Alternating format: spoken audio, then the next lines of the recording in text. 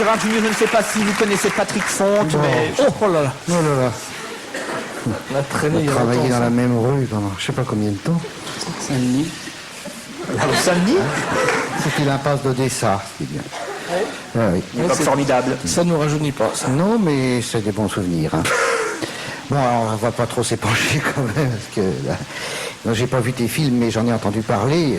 C'est pour ça que je les ai pas vus. Et C'est pas grave, je veux voir ces spectacles. je plaisante. Non, et on est obligé de lancer une petite vacherie à rien à cirer. C'est obligé. Il fallait une vacherie à l'inviter. Alors j'avais le choix entre ce que je viens de dire ou et salut grosse pédale. C'est obligé. Pourquoi grosse? Parce que ça vient.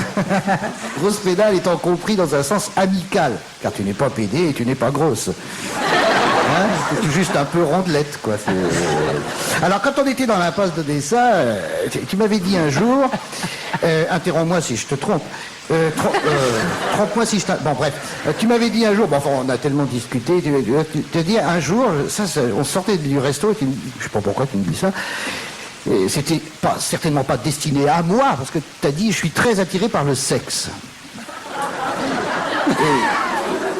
Hein? J'ai dit ça, moi. T'as dit ça. C'était il y a longtemps. Oui, ah bah oui, c'était il y a longtemps, oui. Quand j'étais jeune. Le sexe, si t'as de la mémoire, tu dois savoir ce que ça veut dire. Le sexe. Alors, non, ça m'a marqué cette phrase. Je me dis, tiens, bon, faut savoir si c'était réciproque, c'était tout. Mais enfin, ça fait plaisir. Je sais que t'es un... Ouais, il n'ose pas le dire ça. Car il a élargi son public, mais c'est un fin queutard. Il a un très gros gourdin. Tiens, ça va. En tout cas, ça fait plaisir de voir un homme comblé en amour quand on voit la tronche des candidats aux européennes. Hein. Oh la vache. Au fait, es-tu allé voter? J'y cours. Il court. Non, t'aurais dit non, ça m'aurait Ah arrangé. bon, non, je veux pas y aller. Non. Ah non, alors non. Non, je sais pas. Non, alors monsieur préfère aller aux putes. Tu vois, c'était pour faire un essai, un effet. La prochaine fois, on répétera. Alors ton dernier film va passer dans les salles de cinéma, et ça c'est très intéressant parce qu'on Ça sait... c'est mon nouveau. Hein? Ah, alors attends, je rêve. Parce que ça fait plusieurs fois que j'entends mon dernier film. Oui, ton et ça me nouveau. fout le bourdon, quand même. C'est vrai, c'est bien observé, oui. Alors, donc je reprends.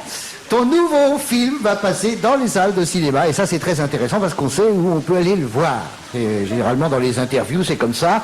Ça c'est incroyable. Mais les mecs, les journalistes, et votre film va sortir sur les écrans. Mais où veux-tu qu'il sorte? C'est incroyable, c'est fou. Bref, je me calme. Alors, je crois savoir que tu es un optimiste. Non, alors optimiste, c'est pas le mot qui copie toi. Un enthousiaste, c'est beaucoup mieux, enthousiaste. C'est porteur d'espoir. Optimiste, l'optimiste est un BA. Patrick Sébastien est un optimiste.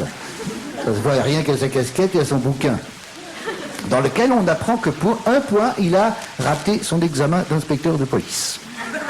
C'est vrai, hein, il l'a écrit dans son bouquin. À quoi ça tient tout de même? Il n'y avait que TF1 pour engager un flic raté.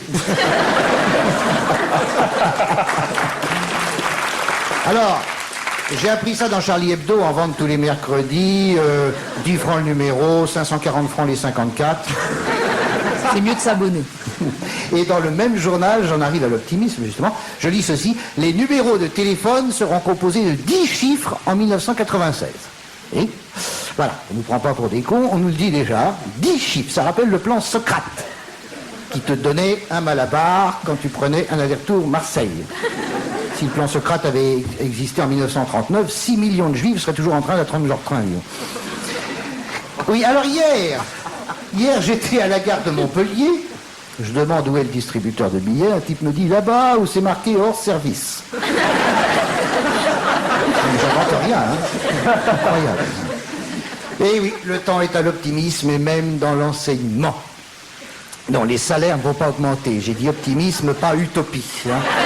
Non. Au collège Henri IV de Bergerac, ça c'est tout antique, Nicolas, un élève de 3e, a été viré des cours pour avoir contrevenu à un article du règlement qui interdit le port des baskets. Vous voyez que ça évolue. Hein? Le temps n'est pas loin, on interdira les élèves. Je dédie donc cette strophe à l'infortuné Nicolas, qui chose de 44 et demi, et qui, faute de basket, doit entrer en classe avec des skis maintenant, certainement. On plaindra le pauvre potache pour ses panards démesurés.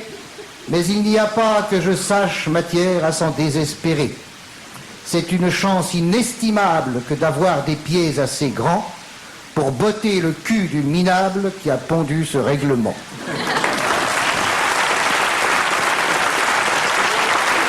Il n'a pas changé, hein. C'est toujours le même. Revenez dans 20 ans, vous verrez, il sera pareil.